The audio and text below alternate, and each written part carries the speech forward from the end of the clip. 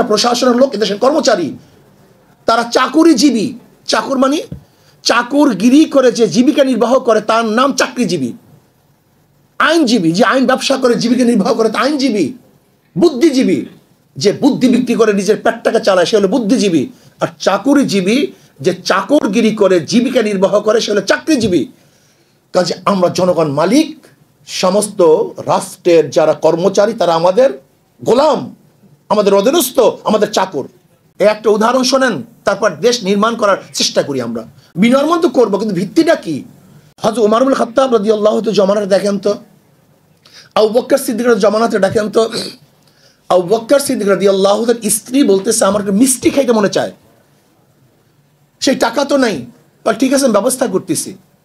আবু বকর সিদ্দিক রাদিয়াল্লাহু তাআলার স্ত্রী তার ভাতার থেকে মোটামুটি কিছু কিছু জোগাতে কিছু টাকা জমা করছেন। এবার হাতি দিয়েছেন আবু বকর সিদ্দিক রাদিয়াল্লাহু তাআলার কাছে যে আপনি মিষ্টি কিনে নিয়ে আসেন। বলে তুমি টাকা পেলা কোথায়? বলে আপনার যে ভাতা সেই ভাতার থেকে কিছু কিছু আমি সংগ্রহ করি। বলে তা তো মানে অতিরিক্ত হয়ে গেছে, আমার ভাতা এত নেওয়া ঠিক না। সে তো মিষ্টি আনলেনই না, বরং সেই টাকাগুলি বাইতুল মালে ফেরত দিয়ে আসলেন। এর নাম ইসলাম, এর নাম নীতি আদর্শ। আজকে দেখবেন আমাদের বাংলাদেশ, আমরা বলি গরিব গরিব গরিব গরিব, অথচ আমাদের ডিসিদের কত খরচ হয় দেখেন। দেখুন ডিসির পিছনে বাংলাদেশ কত টাকা খরচ করে, একজন এসপির পিছনে বাংলাদেশ কত টাকা খরচ করে, একজন সচিবের পিছনে কত টাকা খরচ করে।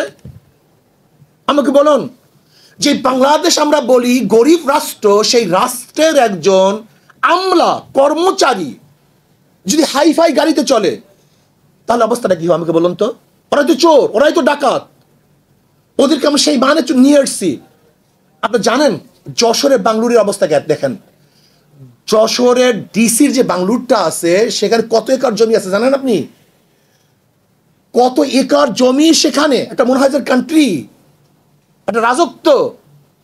সে মানুষ মনে করে না, এই অফিসার, এই গার্ড, এই সে মনে করেন মানুষ না।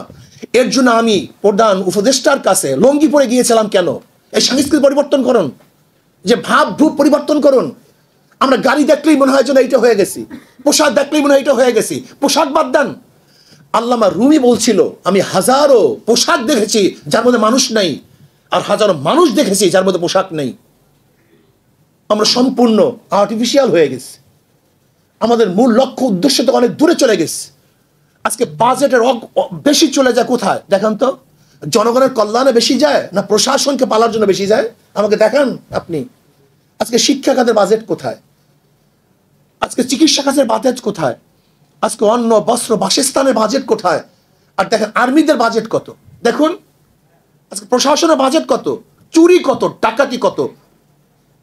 এগুলি পরিবর্তন করতে হবে।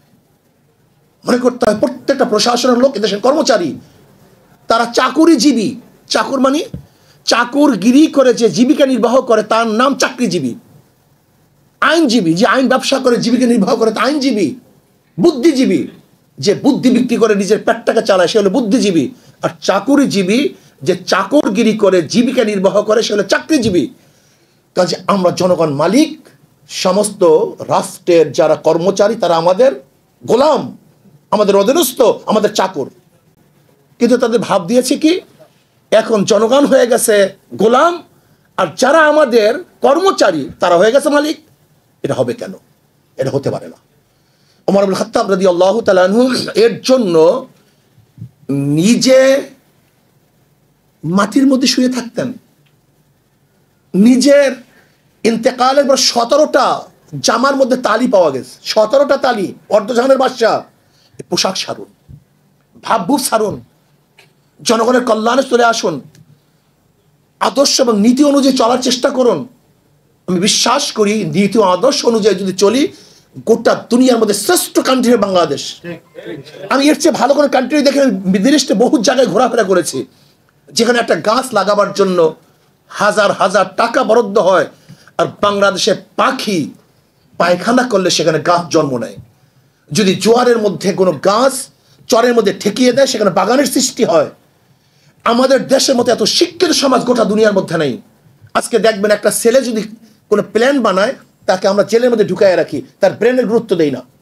অথচ যদি বিদেশ হতো, আমাদের হাজারো ছেলেরা আমরা দেখছি এইটা বানায় সেইটা বানায়, যখনই বানাতে যায় তখন তাকে কি করি, এই জঙ্গি জেলে ঢুকায় রাখি, তার ব্রেনের গুরুত্ব দেই না।